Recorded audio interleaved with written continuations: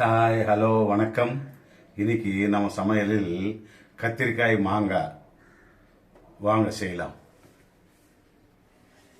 இன்னைக்கு கத்திரிக்காய் மாங்காய் பொரியல். நான் உப்பு காரம்லாம் போட்டாச்சு. இது 1/4 கிலோ கத்திரிக்காய். இது ஒரு பாதி மாங்காய் போட்டிருக்கேன். சின்ன மாங்காவில் பாதி மாங்காய் இந்த மாதிரி கட் பண்ணி போட்டிருக்கேன். இந்த முட்டையும் சேர்த்துருக்கேன். நல்லா இருக்கும் முட்டையோட சாப்பிட்டா. இதுக்கு உப்பு காரம்லாம் போட்டேன். முட்டை இல்லை, கொட்டை.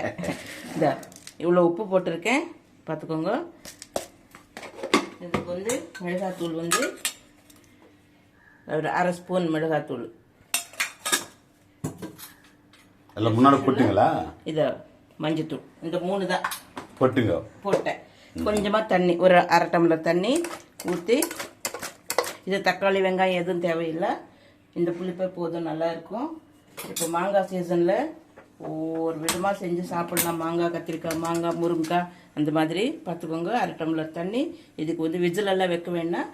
இப்படியே வச்சு நம்ம அப்பப்போ குலுக்கிக்கிட்டே இருக்கணும் 2 வாட்டி. கொஞ்சம் நேரம் வெந்ததுக்கப்புறம் அப்புறமா தாளிச்சிக்கலாம். Okay sir. இப்போது ஒரு வாட்டி குலுக்கி விட்டுடலாம், மேலே கீழே. இன்னும் கொஞ்ச நேரம். எத்தனை நிமிஷம்? இப்போ ஒரு 5 நிமிஷம்.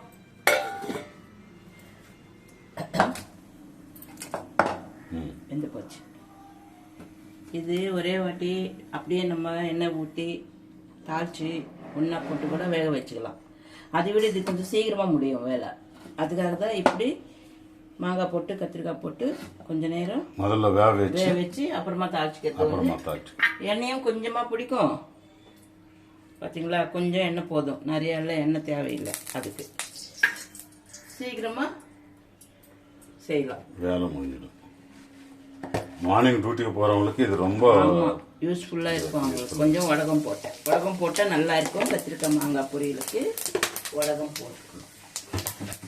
பொரியல் இதே பொரியல் கத்திரிக்காய் டீப் ஃப்ரை இல்லை, அப்படியே சாதத்தில் வச்சு சாப்பிட்றதுக்கு நல்லா இருக்கும். அப்போ வடகம் பொரிச்சு இதில் கருவேப்பிலை.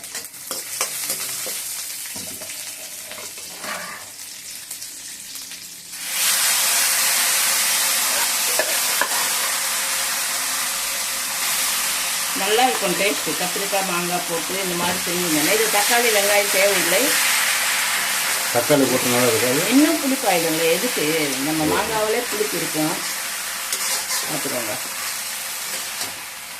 சூப்பராக இருக்கும். செஞ்சு சாப்பிடுங்க இதே மாதிரி. அப்போதான் உங்களுக்கு வெங்காயமும் போடல தக்காளியும் போடல, அது ரெண்டும் இல்லையா உங்களுக்கு சாப்பிட்ட மாதிரி இருக்காது. ஏன் இருக்காது? வெங்காயம் தக்காளி இல்லையா? அப்போ தேவைப்பட்டா ஒரு தக்காளி கொஞ்சம் வெங்காயம் போட்டுக்கணும். ஒரு சின்ன வெங்காயம் ஒரு சின்ன தக்காளி 1-2 போட்டுக்கோங்க. அவங்கவுங்க விருப்பம். நம்ம போடலன்னா அவங்களுக்கு சாப்பிட்ட மாதிரி இருக்காது. அப்படி செஞ்சு பார்த்து சாப்பிடணும், அப்போதான் தெரியும். ஓஹோ, இது கூட நல்லா இருக்கே, இந்த டேஸ்ட்டு. எக்ஸ்ட்ரா செலவு இருக்கு. எக்ஸ்ட்ரா செலவெல்லாம் ஒன்றும் இல்லை. தக்காளி வெங்காயத்துக்கு நீங்கள் வேற இதுக்கு இல்லை. தக்காளி இப்போ கொஞ்சம் நேரம் நல்லா ஃப்ரை பண்ணி எடுத்து வச்சுக்கணும். இந்த மாங்காய் சீக்கிரம் வந்தால் எத்தனை வகை தெரிஞ்சுக்கலாம் தெரியுங்களா? மாங்காவில்